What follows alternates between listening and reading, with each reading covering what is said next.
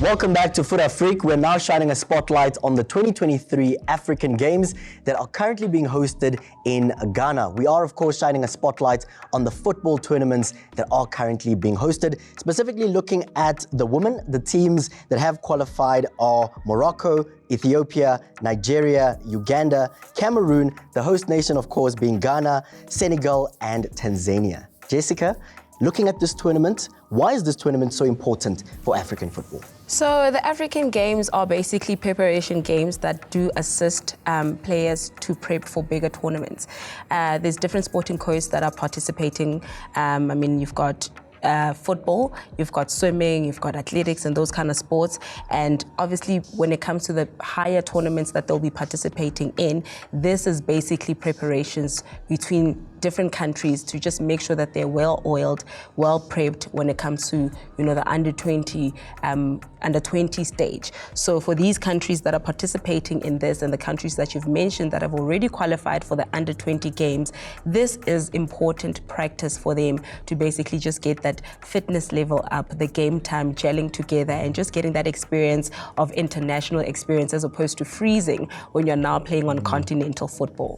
Most certainly. We spoke about Cameroon having qualified, but unfortunately they've now had to pull out because of some financial challenges. Yeah. Looking at the Under 20 World Cup, could this possibly affect them, the fact that they're not playing at the African Games? Absolutely, it's going to affect them because, when you are basically running in the preparations of qualifying for the under 20, it's such a big moment for any country and any team for that matter.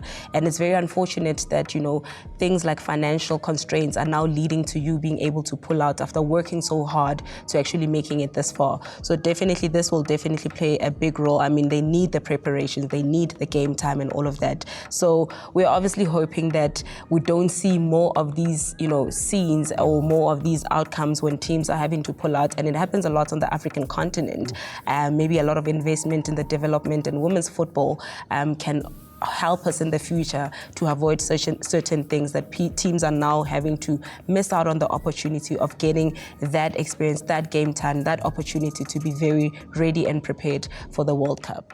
Talking about the World Cup, looking at the groups, specifically Group A, there's Ghana that have qualified for the World Cup.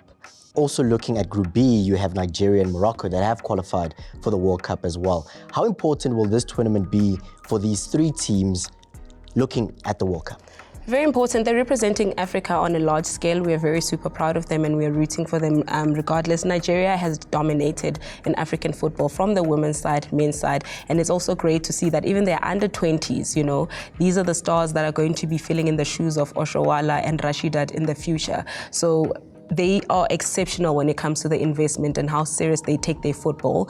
Ghana as well is an exceptional team, and it's very important that we mention that these are under 20s that are doing so exceptionally well, because once we have our seniors phasing out, we need to know that we do have good legs that can replace them and actually continue with the momentum to see Nigeria doing so great, not just at the under 20 World Cup, but as well as the FIFA World Cup for the senior teams.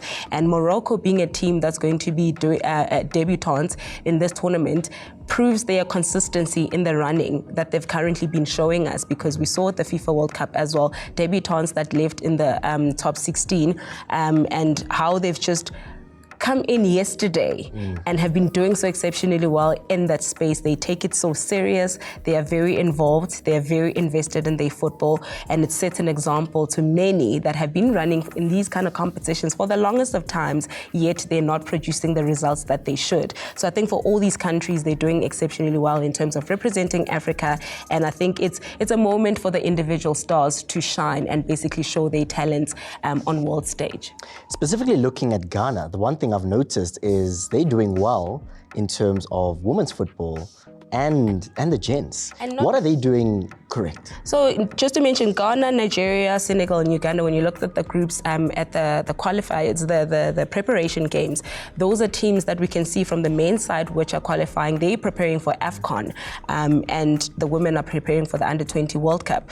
Looking at Ghana having a team in the women's side as well as the men's side, as well as Nigeria and Senegal, I think it speaks volumes to say what's done on the left is also done on the right. It's always good to see both nations from the women's side and the men's side definitely producing miracles, as opposed to one side that gets all the publicity or all the investment and then the women's side is struggling or the men's side is struggling. So I think Ghana being also a team that has entered the football space in terms of participating and competing on world stage, continental football and so forth, I think they've done enough research and have done a lot of investment, and being the hosts, I think it also gives them an advantage, on home soil to do things right and get the experience that they can get in order to move forward. So I'm super happy to actually see the men's side as well as the women's side as well coming from the same country. It just means they're doing something right from both sides. Let me put you on the spot. A prediction as to who is going to win the women's side of the competition. Oh, I don't want to be biased, but I think it's one of those obvious ones. Nigeria, I mean, they stand a very good chance based on the experience that they have, the technical stuff that they have, the involvement, the match analysis that they do. They have proved that even in the event when the young ones are going to play in European countries, they have eliminated the fear of stage fright. When you're playing against, teams that you've always wanted to go play for, there's a lot of stage fright that happens in terms of the preparations, them being young. But I think mentally they're very strong and they're very focused, and my money is on Nigeria with regards to this one. Jessica has put her money on Nigeria. We would like to hear from you. Who is the team that will win at the Africa Games in terms of the women's competition? Make sure that you comment on all our social media pages and use that hashtag Fut-Afrique. Here is this week's trivia question.